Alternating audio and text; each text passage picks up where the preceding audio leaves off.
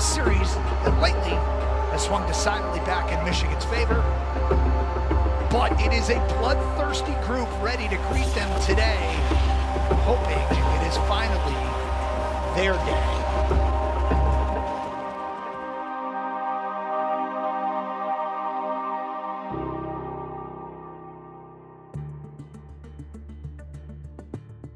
I am from Downingtown, Pennsylvania. As a kid growing up, I was a huge Penn State fan. Never got offered by Penn State. I took a chance and went out to Kansas State. I threw the most touchdowns of any quarterback in Kansas State history. When I was going through the portal process, there were a lot of different factors that went into it. There were two things that I was saying to every school. I want to go to a place where I feel like I can improve my draft stock and put myself in a better position for the draft next year, and also where I can compete for a national championship. No school came close to Ohio State in terms of meeting those two expectations. For me, it was pretty much a no-brainer.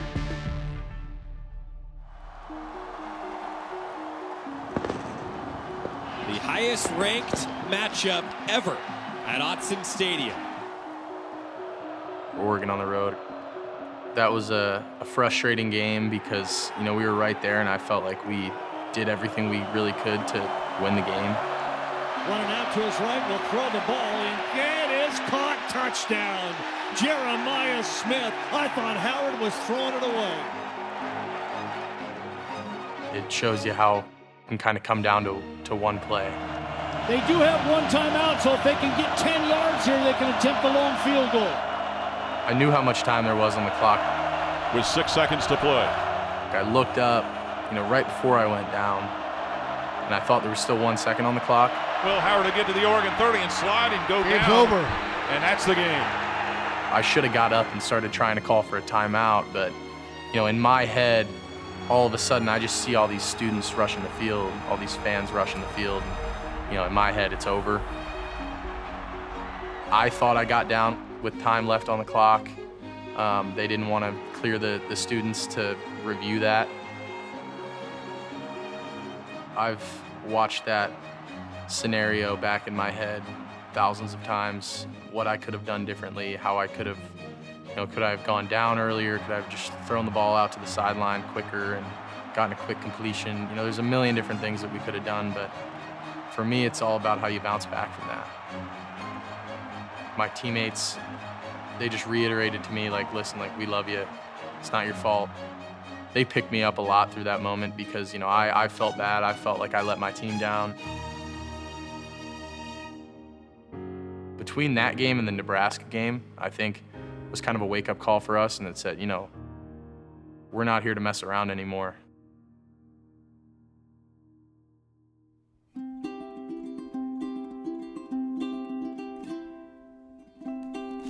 Dad loved going to Disney World. It was like a week and he could take a break from the office because he was 24/7 outside of that as the principal. One of the quotes I share with our players is, true heroes don't wear capes. That kind of pertains to this whole subject. This can develop into one of the great rivalries in all of college football.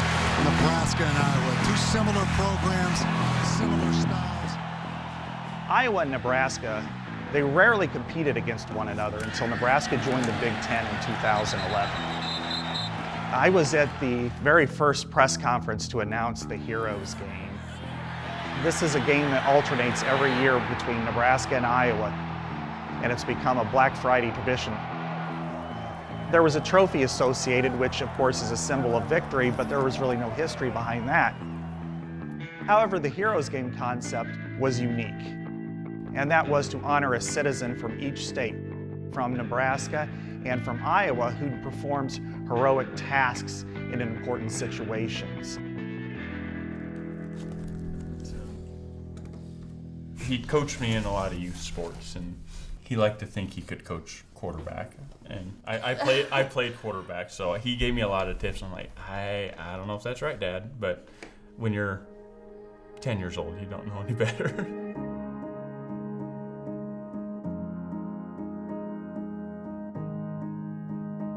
heroes always are nominated by the general public. This year, there were dozens, if not hundreds, of requests for former Perry principal Dan Marburger. Dan and I grew up in eastern Iowa, and it was just always the Hawkeyes. We had 2 season tickets, so Dan and I would get to the stadium 90 minutes before game time. If we were not in the stadium when the first person came out on the field, we were late to the game. That's all there was to it. He really appreciated the big guys, up front making those holes. He always liked to talk about the gaps they were creating for the running backs and stuff. Dan came out to Perry as the assistant principal. At the end of '97, Dan was selected as the high school principal. We just grew up in the high school. Even when it was the middle school, those people were just our second family. He always thought it was funny to come on the intercom and say, Seth, please report to the principal's office. It's a small enough school, everybody knows that my dad is the principal, so he thought he was hilarious every time he did it. And now with everything that's happened, I appreciate it a lot more.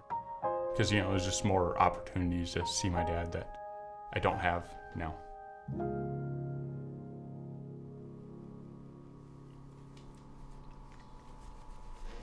On January 2nd, my dad and I had taken a trip down to Kansas City. Just we had to go pick something up, so it was just my dad and I, and we talked about school and what do you do if there's a shooter. My dad just said, "Well, you've got to do your job. Protect the kids."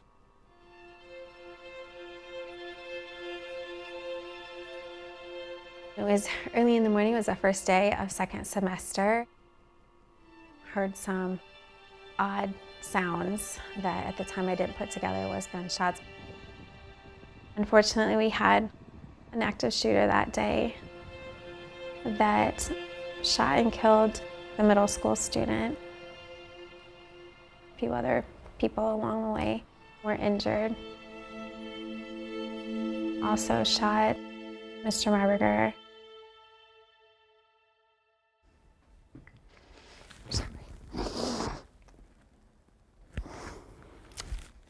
So I got a phone call from our middle school principal, and he said that Dan had been injured. Numerous shots taken. We were at the hospital, and some higher up law enforcement agents came to the hospital, and they just said, "We need to talk to Dan.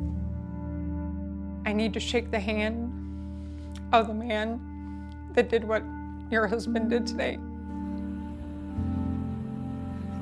He called the shooter by name repeatedly. "Don't do it. Let's talk." And each time Principal Marburger called that name out and diverted that attention, it bought those students another 2 seconds, another 3 seconds. Every second that you can distract a shooter, draw their attention away, every second that you can do that will save lives. That was the plan for Dan. Interact and move towards and engage. It's so hard to think about, like, his thoughts and, the fear that he had to have, and then the shooting happened on January 4th, and we lost Dan the morning of January 14th. Mom's been really good. She just keeps reminding me of my tough days. If Dad would not have made those decisions or done those things if he knew it was going to destroy his own family. So he knew we would be strong enough to carry on without him and live a life that he would be proud of. Dan did what he was afraid he wouldn't be able to do. You know, you potentially could have lost a lot of kids, and then family trees lose branches. It's pretty amazing that the kids and I got to be a piece of his life for as long as we got to be a piece of his life.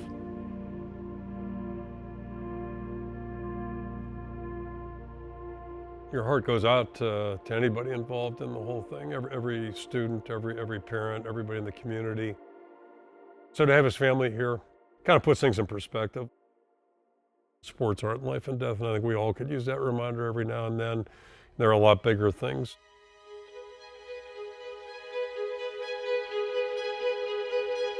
To be selected as the hero of the Iowa-Nebraska Heroes game, Dan would be very honored for his name to be there forever. But I don't know that he would acknowledge that what he did was heroic that day. He would think there was somebody more deserving. I think he would tell him to look again, look for somebody else. We talked about that offensive lineman mentality. It's the same way. He doesn't like to be the center of attention. In his mind, I think he just did his job.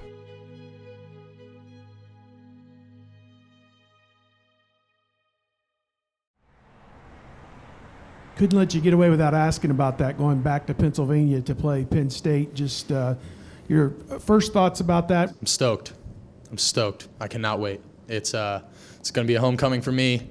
I grew up a Penn State fan. I wanted to go there my whole life. They didn't think I was good enough. But I guess we'll see next week if I was. I wanted to make that statement and kind of prove them wrong and prove myself right. Howard will throw it underneath. Oh, it's picked off!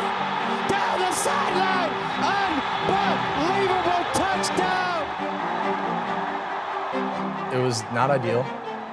Your first throw goes for 6 for the other team, and in my mind I said I have no choice. You know, I have to go out here and fix this and get back on track for my teammates, or you know, I'm not going to hear the end of this. I didn't shake, and my teammates didn't shake. They all still believed, and that was one of the biggest things that kept me in it. After that pick 6 and going right down the field and scoring, I was like, oh, we're fine. Howard fires! Caught! Touchdown, Ohio State! And the Buckeyes snap right back. They couldn't stop us. We were just stopping ourselves, and that was kind of what fueled me. That was the moment where I was like, all right, you know, we're not losing this game. Howard runs it. First down, Moore slides down inside the 40, and they will walk out with a 20-13 win over the Nittany Lions. A lot of people were saying it was kind of poetic because it was the same sort of slide like that Oregon game. It was special, and I think that the fun thing about it is that we still have more special moments out there ahead of us. Ohio State hands Indiana their first loss of the season. It keeps the Buckeyes' hopes to play for a Big Ten championship alive, and it officially moves things into Michigan week. It's pretty unbelievable that I get to be a part of it. I think it's the greatest rivalry in sports, and I said that way before I got here. I remember sitting around last year at K-State watching this game, and I was like, that's on my bucket list. I want to go to Ohio State up north game at some point. Like, I want to do that. And here I am a year later, you know, being the starting quarterback for Ohio State. It's surreal. The thing that, for me, carries the most weight is that it really means something to my brothers and my teammates. They've been through the pain and the struggle, and I've seen it, and I see it on their faces. I wasn't there to feel that with them, but I'm a part of this now. I want to make sure that those guys never have to feel that feeling again.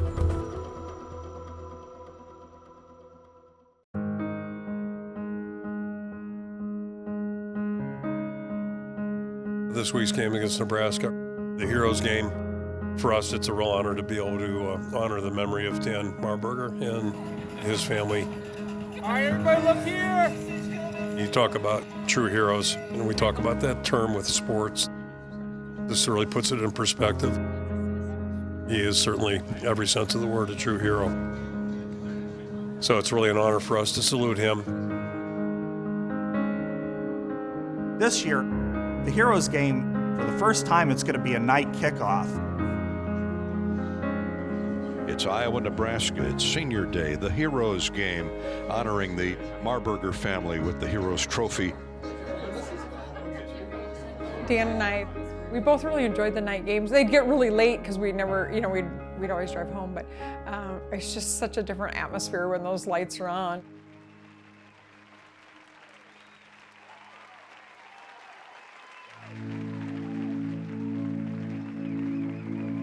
And the Marburger family being introduced down in center field.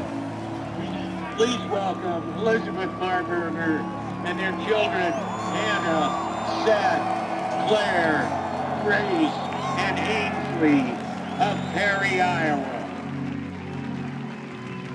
Dan Marburger lost his life last January in that terrible campus shooting over at Perry High School and Middle School. Dan lost his life. He died 10 days after he was critically wounded. Great hand for both citizen heroes from Iowa and Nebraska. Congratulations to both families under tragic and near tragic circumstances.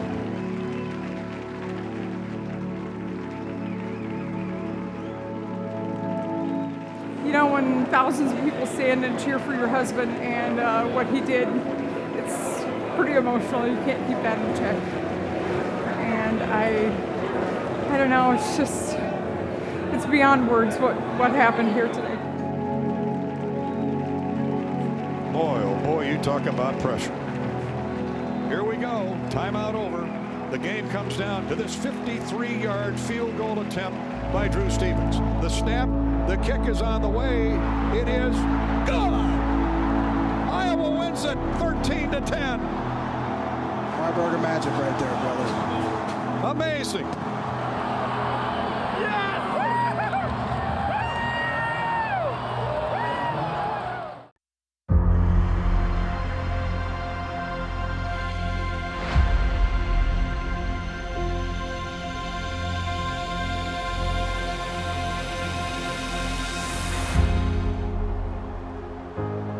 It's the game that folks wait all year for. Ohio State against Michigan. This is the day, man. Today is our day. God gave us this opportunity for a reason, man. Take it. Do not let it pass you by, man. I keep coming back to the tail of the tape. This was a heavyweight fight, which we've always described it as it is. It's just a massive, this is going against Mike Tyson now for Michigan. Do it for your brother! Do it for that name! On the back! Bring it up! Let's go! Turn on me! Turn on me! One, two, three! Let's go!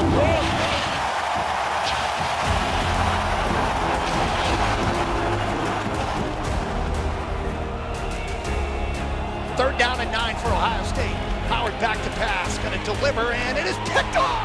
Wolverines got it. It's Amir Hall inside the 10, and he's marked at the 2-yard line. Second and goal from the 1. Davis runs, snap, handoff. Mullings running right to the goal line, and in. Touchdown, Wolverines, and Michigan takes the lead here in Columbus.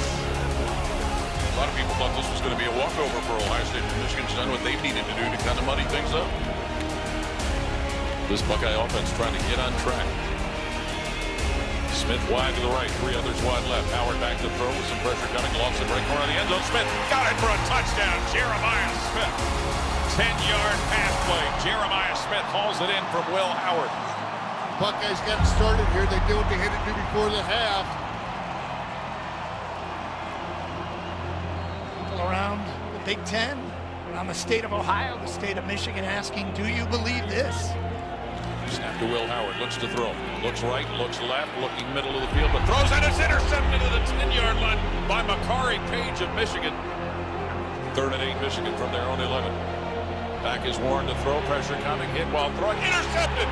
Caleb Downs picks it up at the Michigan 15-yard line. The Buckeyes get their first turnover to come their way on the day. Now we had to put it through the uprights after missing a field goal in this game. Snap is high, ball gets down, the kick is up, and the kick is no good.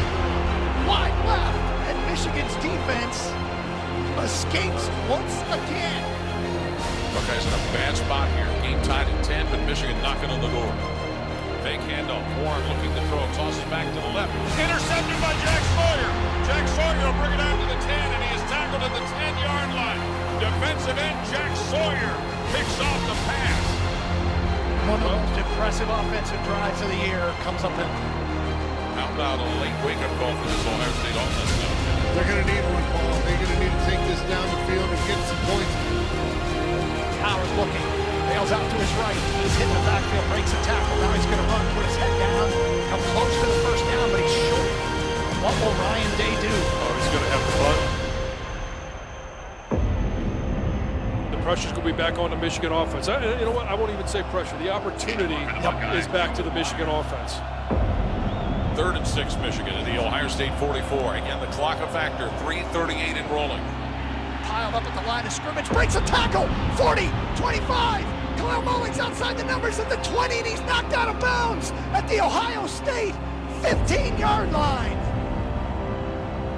It's 3rd down and 3. The ball's just inside the 10-yard line. First down here, and Ohio State will be in a world of hurt. Warren gets the snap, but play was stopped. We had to call timeout. 12 guys on the field. Oh, wow. Wow. Ohio State had 12 people on the field out of the timeout. That's why Day tried to call the timeout. Now the Wolverines have it. First and goal from the 5. And Ohio State staring at real difficulty. You hold the field goal, you can get an opportunity to go down there and tie it up with a field goal. Well, we'll get down to the 3, and that's about it. And if Ohio State ever had a field goal block, this is where they need it more than ever.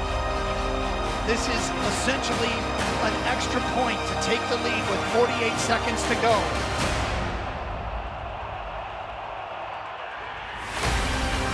And the kick is good! Yes! And Michigan has taken a 13-10 lead with 45 seconds to go in the ballgame. Ohio State desperate. 28 seconds to play. 4th and 9. Buckeyes with the ball to their own 26, down by 3. And Michigan get the stop and the win. Back to pass is Howard. Here comes the pass rush. Howard steps up and delivers again. Yeah! The Wolverines have stunned the college football world.